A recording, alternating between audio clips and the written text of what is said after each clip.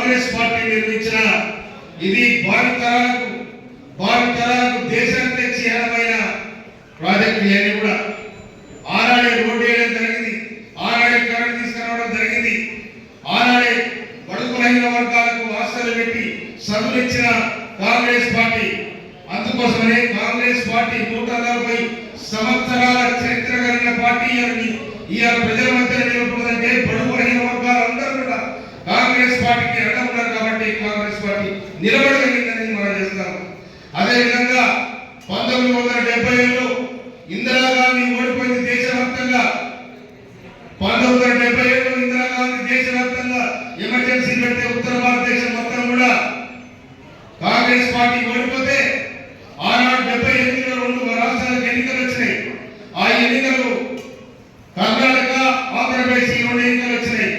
ఆనాడు ఇందిరాగాంధీని కాంగ్రెస్ పార్టీ నుంచి Brahmananda Reddy Congress party suspend చేయడం జరిగింది. చేస్తే అప్పుడే ఆమె సొంతంగా ఇందిరా కాంగ్రెస్ పెట్టి ఎన్నికల పోతే ఇక్కడ కర్ణాటక, మహారాష్ట్ర, కర్ణాటక, ఆంధ్రప్రదేశ్ 2 కూడా బ్రహ్మాండమైన మెజారిటీతో చేసి కర్ణాటకలో దేవరాజు ముఖ్యమంత్రి, ఇక్కడ చెన్నారెడ్డి గారు ముఖ్యమంత్రి. అంటే కాంగ్రెస్ పార్టీకి ఇందిరాగాంధీకి అంత చరిత్ర ఉన్న నాయకురాలు ఇందిరాగాంధీ. అందుకోసమనే ఇవాళ ఇందిరమ్మ పేరు అంటే తన చేసిన త్యాగం ఏదైతుందో ఆ త్యాగమే ఇవాళ ఇందిరమ్మ పేరు చిరస్థాయిగా ఉందంటే మనం అందరూ కూడా గౌరవపడాల్సిన అవసరం ఉంది. అందుకోసమనే ఇందిరాగాంధీ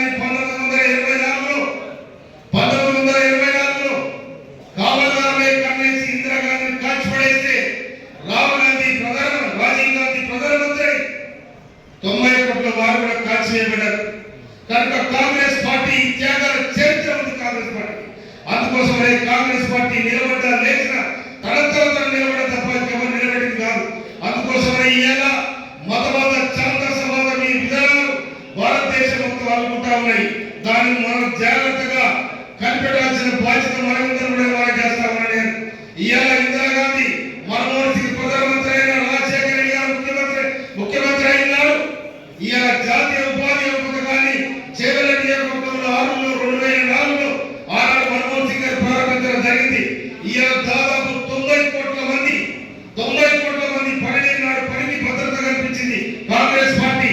ఆనాడే ఆహార భద్రత కల్పించింది కూడా సోనియా గాంధీ 2013లో ఆహార భద్రత స్కీమ్ కూడా తీసుకొచ్చి ఇవాళ మనం సగం చూస్తున్నామంటే అది సోనియా గాంధీ పెట్టిన స్కీమ్ అని కూడా ఈ సందర్భంగా మనం చేస్తామని. అదేవిధంగా మన సంక్షేమ పథకాలు ఇవన్నీ కూడా కాంగ్రెస్ ప్రభుత్వంలో జరిగిన తప్ప ఏ ప్రభుత్వం జరగలే. ఇవాళ మనం ఈ నియోజకవర్గానికి గౌరవనీయ మన ముఖ్యమంత్రి రేవంత్ రెడ్డి గారు 3,500 ఇందిరమ్మ ఇల్లు మనం సాక్షి చేయడం జరిగింది. అదేవిధంగా నేను మీ అందరి దయ వల్ల కాంగ్రెస్ పార్టీ దయ వల్ల ఇవాళ నేను ఎమ్మెల్యే అయిన తర్వాత దాదాపు దగ్గర 1,800 కోట్ల రూపాయలు ఇక్కడ ఈ నియోజకవర్గానికి అభివృద్ధి పనుల కోసం తీసుకురావడం జరిగింది. మన కళ్ళ ముందే తిరునగిరిలో వచ్చే శనివారం నాడు, వచ్చే శుక్రవారం నాడు ఇంటిగ్రేటెడ్ స్కూల్ కూడా మనము దాని ముగ్గు పోసి దాని భూమి పూజ కూడా చేసుకున్నాం కూడా ఈ సందర్భంగా మీకు మనం చేస్తామని. తర్వాత హాస్టల్ తీసుకొచ్చినాం. తర్వాత ఇవాళ తుంగతుర్తి గడ్డ పోరాటాల గడ్డ, ఈ గడ్డకు చరిత్ర ఉంది. కనుక ఈ చరిత్ర ఉన్నవారు కూడా ఎవరు కూడా అమాయకులు కాదు. దేశం కోసం, స్వాతంత్రం కోసం, నైజం కోసం పోరాడిన గడ్డ ఇది.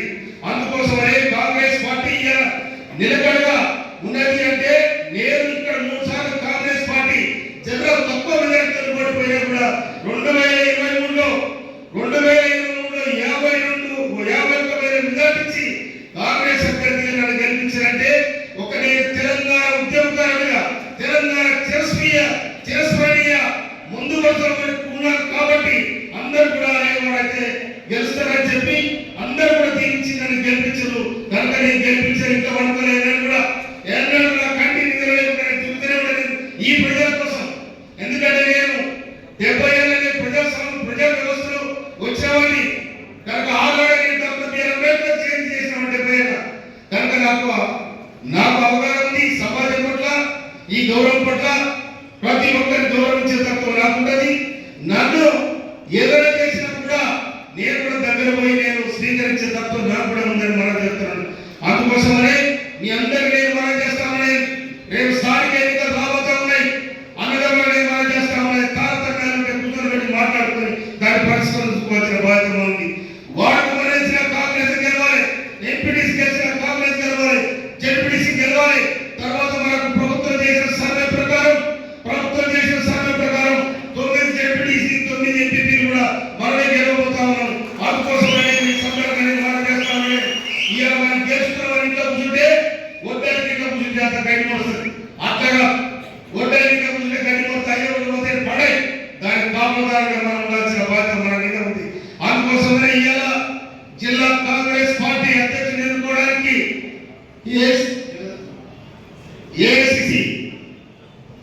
ఏఐసిసి అభ్యర్థులుగా ఉన్న కాంగ్రెస్ పార్టీ వ్యవస్థాపక నిర్మాణం జరగడానికి కోసం వారు రాఘవయ్య గారు కూడా తెలుగు రాష్ట్రంలో కాన్సన్ట్రేట్ చేయడానికి వారు ఇక్కడ అభ్యర్థులు జరిగింది.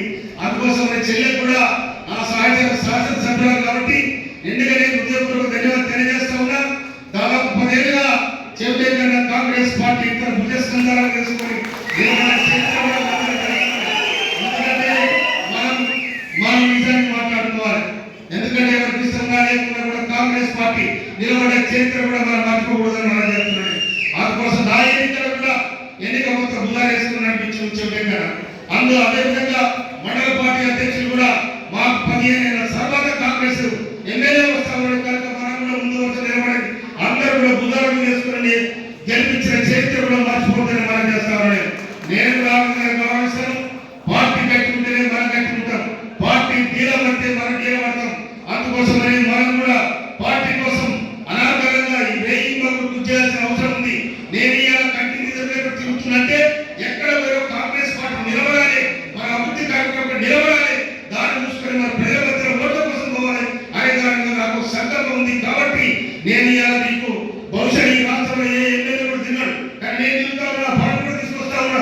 రాష్ట్ర ముఖ్యమంత్రి రేవంత్ రెడ్డి గారి నాయకత్వంలో ఇలా ఈ తుంగతుర్తి నియోజకవర్గం ముందు వరుస నిలబెడతానికి నేను బంగారు కొండ చేస్తానని చెప్తే కనీసం మన ప్రభుత్వానికి ఉన్న సంబంధం ఏ విధంగా ఉందో దాన్ని మనం వాసన చేసుకొని రేవంత్ రెడ్డి గారి ద్వారా కొన్ని స్కీములు తీసుకొచ్చి ఇక్కడ డెవలప్ చేయాలని కూడా నేను మనం చేస్తా ఉన్నాను.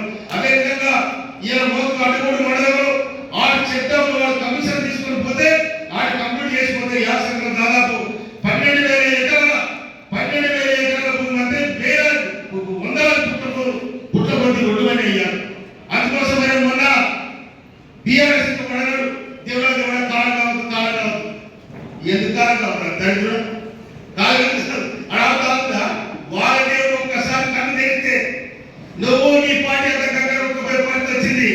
అందుకోసం బ్రహ్మాండమైన కాలమైంది, బ్రహ్మాండమైన పంటలనే రేవంత్ రెడ్డి గారి ప్రభుత్వం వినసిల్తా ఉంది. పాడి పంటలతో ఇవాళ రాష్ట్ర ప్రభుత్వం కూడా మనం పోయాలా.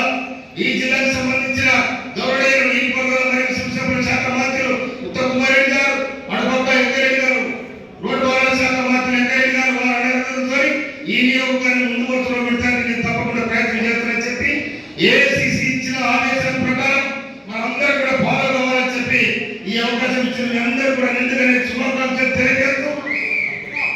శుభాకాంక్షలు తెలియజేస్తూ స్థానిక సంస్థలకు ఎన్నడైనా కూడా నోటిఫికేషన్ వచ్చే అవకాశం ఉంది కనుక మనమందరూ కూడా సిద్ధమై యుద్ధానికి సిద్ధం కావాలని చెప్పి మీ అందరూ కూడా మనం చేస్తూ బీఆర్ఎస్ పార్టీ అనేది టీఆర్ఎస్